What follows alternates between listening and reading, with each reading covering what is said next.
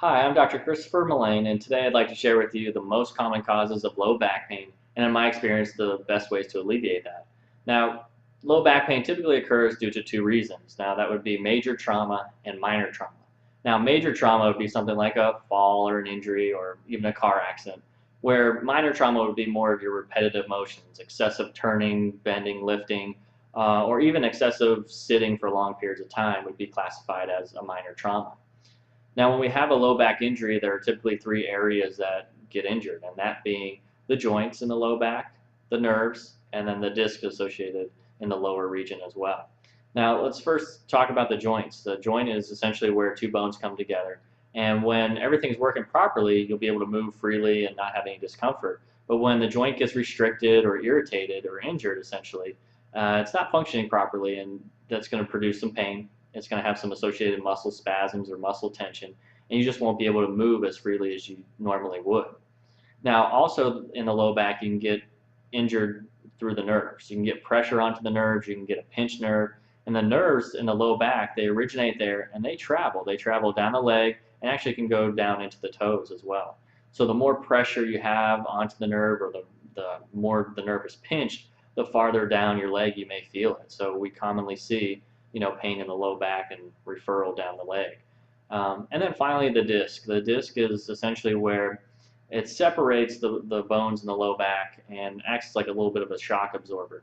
Now, commonly we see injuries in the form of a disc bulge or a disc herniation, where that disc material is putting pressure on the surrounding structures. Now, that disc pressure will, again, it'll create, pain and discomfort essentially, and then you'll also have, restricted motion. You won't be able to move as much without that disc putting pressure on the areas and stopping you from moving freely. So, essentially the most common symptoms we see, whether it's an injury in the low back due to the joints, the nerves, or the disc, it's going to be pain. And there's a lot of different pain patterns that can occur. It can be achy or stiff or sore. It can be sharp or burning even. That's one of the most common things we see. But we also see some associated muscle tension and muscle spasms. And then finally, restricted motion. You're not going to have the same range of motion that you normally would if you didn't have an injury to the low back.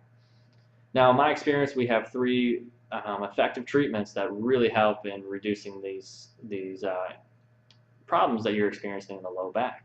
So essentially, the first being chiropractic spinal manipulation, the second being electrical muscle stimulation, and the third treatment being intersegmental traction therapy. Now, first, let's talk about the chiropractic spinal manipulation.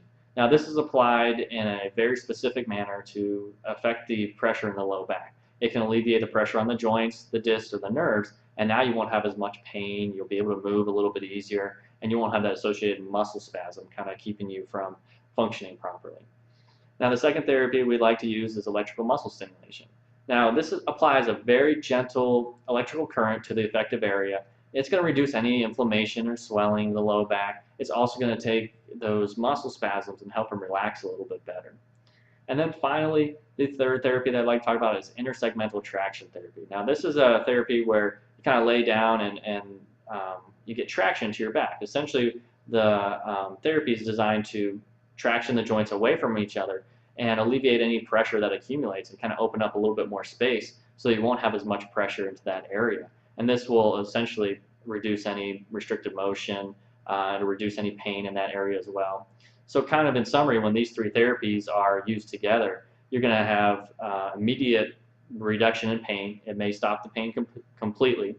You're going to see better range of motion. You're going to be able to move a little bit easier. You're going to be able to bend and turn a little bit without so many restrictions. And then finally, it's going to reduce any muscle spasms, muscle tension, and just kind of get those muscles to function properly and relax a little bit. So what does this mean to you? This means a couple things. Now, first, you're going to be able to go to work and be able to perform your job duties without so many restrictions. You'll be able to perform them a little bit more effectively.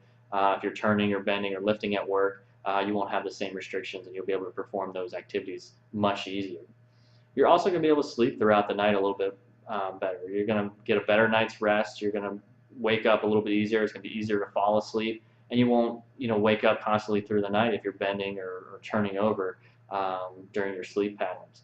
And then finally, things that we do on a daily basis. Now, this would be getting up in the morning, getting dressed, brushing our teeth, brushing our hair, even playing with our kids or, putting our pants on.